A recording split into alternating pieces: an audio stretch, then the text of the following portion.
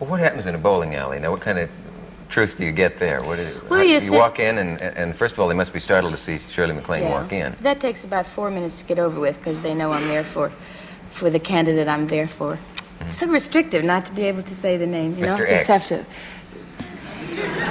What?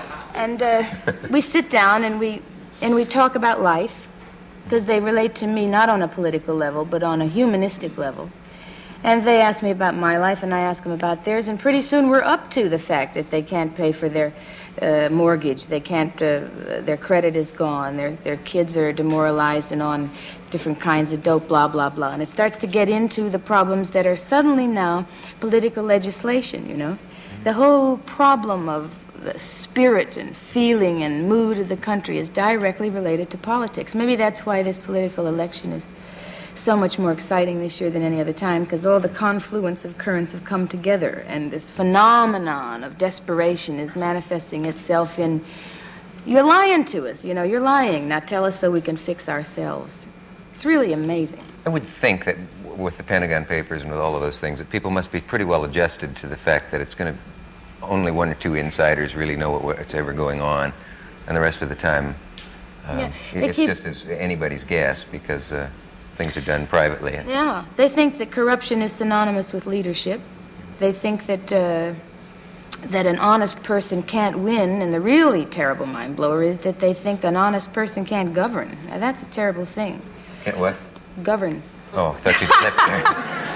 That's funny. Sorry. Can't rule. Can't rule. Oh, wait, that's the name of the president of the ABC network. Wait. You're in trouble. I mean, there's no way you can go. But then I don't think anyone else is running for that office. So. But go ahead. No, wait, he isn't the chairman. What is he? Chairman? Okay. Take my fumbling out later to the tape. Go on, Shirley. You know, I'm gonna say something about the problems I've been reading about your, how they're hassling you with your ratings and this and that. You are such a pleasure to have on. Yes. Can't stand praise.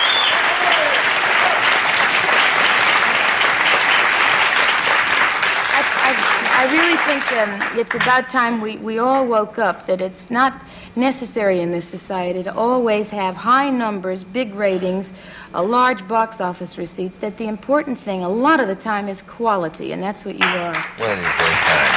But I'd better hear... And anyway, you know, if you let me go on with this, you do reach whatever your ratings are, 5 million people. What are they? Nothing? The 5 million that do listen to you and watch you and are really faithful and learn something and are entertained in a qualitative manner, they've got to mean something. Well, that whole numbers thing is, well, I have something to say about it, but I'm not ready to, I want to get it all together. Is that how you say it? Yes. See, I'm older than you are, and I don't know all those expressions. But I either will have said it by now, or I'm going to. You see, we're on a commercial. We're on tape, and but here we are. I cannot get my mind around that problem. I'm going to forget it. The fact that we're seen right now, but we're taping a week before, and our local stations have a message, and we'll be right back. Right now. Talking to Shirley MacLaine, where are some specific towns and places you've been in? Let's see. I started in January in Illinois, New Hampshire, Florida, Pennsylvania, Utah, Idaho, Arizona, South Dakota. I envy that. I'd love to get around the country some. I did a little earlier this year, and no one knew I was there because I was actually pre-taped and I was on the air. It's just so important that that those of us who think we are emulators of life, you know, we think we can be people in our profession. How can we be them if we don't understand them? How can we be them if we don't brush up against the humanity of them, you know? And as I said, I thought I understood what I was doing, but not until this last trip, because I've been around the world a lot, but never my own country, because I felt I knew it. We tend to be seduced by the communications media because the communications are so immediate, but we always really get their opinion of what America is. You get a very different picture when you see it yourself and you perceive it through your own eyes. Did you run into a lot of that feeling that people don't really know what we're like from the image they get from us? And shows Like they always think I'm short and cute and cuddly. I come on like this. But what I meant was, do the people out there actually feel that no one knows what they're like? Because... Oh, you mean we don't understand them and they yeah, feel because there's resentful? a kind of paste-up idea of what Middle America is, and it isn't that. That's right. I think they feel caricatured. They feel that they've been categorized, that they're all in one big lump bag. And, I mean, they're just not. In one single family, you'll find 5 countries, because each person is operating out of a different set of values. I mean, for instance, a 9-year-old brother's generation gap is probably larger between he and his 12-year-old brother than maybe the 12-year-old brother and the 25-year-old father. You know? And I'm... wait a minute. You may want to rephrase that. They're coming right across the street.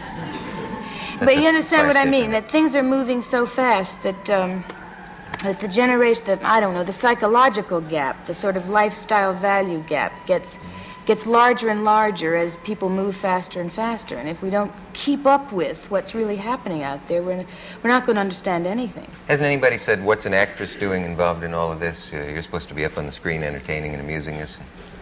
Yeah, but like I said, what's the difference when your job is and your interest and your creativity lies in emulating life? You're just that far from becoming involved with how to make it better. Is your career likely to suffer from this? Is your agent worried? He's not worried because of who I'm supporting. He's worried because I'm not working. That's what I meant, yeah. Well, he understands I have to do it. I mean, I really couldn't go to Soundstage 27 and emote all day long while this life's occurring on the outside. I just couldn't do it. What did that in you? There are plenty of people who do still go to Soundstage Stage 27. Not too many, if you'll notice. Yeah. I don't know what did it, Dick. I guess the same thing that made me write my book and made me start traveling when I was 20. I just am just desperately in love with people. I want to know what they're feeling, how they're acting, what bothers them, you know, how to... And then, of course, you do get suddenly transcended in, if you care and if you're sensitive, into how to make things better. So the best tool we have at our disposal is politics, I guess. I mean, I don't like politics. I really don't like the nature of it, but... Well, I seem to remember you once saying you wouldn't get involved in it, that it's too dirty. As a candidate myself, I wouldn't know. Yeah.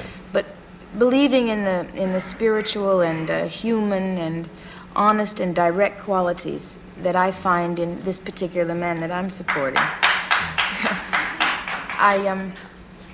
I feel that that's worth a year out of my life, or however long it will end up being. I mean, if he gets the nomination, I'll go straight through to November. If he doesn't, I'll go back to work and write my book that I'm finishing and another movie. But, see, you can't separate these things, I don't feel, because there's no real difference between political legislation and social dilemma, is there? And we're all involved with the social structure and the social problems and things that bug us. So if we're involved with that, we work within an electoral process to make it better and to change it, and that involves politics. I wouldn't like to be chained to a desk or anything like that, but I like to move around and get the feel of what everyone else is anxious about. Do you think it's worth starving an agent to save the country? I can tell you, my agent has no problems. It's an old philosophical question. We'll be right back after this message.